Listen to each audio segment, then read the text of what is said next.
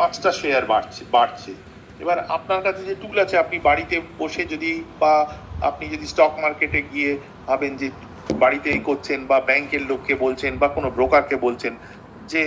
5টার জায়গায় ওটা 15টা শেয়ারও হতে পারে, যে 15টা শেয়ার বাড়ছে, আপনি কিন্তু একসঙ্গে 15টা শেয়ার কিনতে পারবেন না। আপনি একটা বিভিন্ন যে ব্যাংকের সাইটে আছে, আপনারা যারা শেয়ার কেনাবেচা করেন তারা জানেন যে ধরুন এইচডিএফসি বলুন, আইসিআইসিআই বলুন, bank of Baroda, state bank, সবারই নানান রকম আছে, জিরোদা আছে। এবার আপনি গিয়ে সেখানে ধরুন আপনি মনে করলেন যে আমি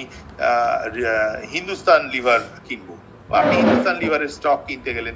হয়তো সেটা বাড়ছে জানলেন, আপনি হয়তো দেখলেন যে এফএমসিজি বাড়ছে, আপনি ভাবলেন আমার আইটিসিটাও কেনা দরকার। এবার আপনি হিন্দুস্তান লিভার কিনে বুক করে আপনার অ্যাকাউন্ট থেকে টাকা কেটে আপনি এলেন, ততক্ষণে দেখলেন যে আইটিসি অলরেডি হয়তো 5-10 টাকা বেড়ে গেছে, হয়তো তারপর আইটিসি করতে গেলে হয়তো দেখলেন প্রক্টর অ্যান্ড গ্যাম্বল সেটা হয়তো আরেকটু বেড়ে গেছে, তখন আপনি তো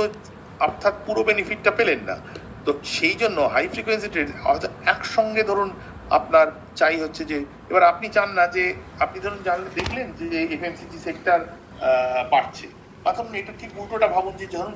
আপনি দেখলেন কমে যাচ্ছে, তখন আপনি হয়তো বিক্রি করতে চাইছেন। এবার আপনার কাছে হয়তো এফএমসিজি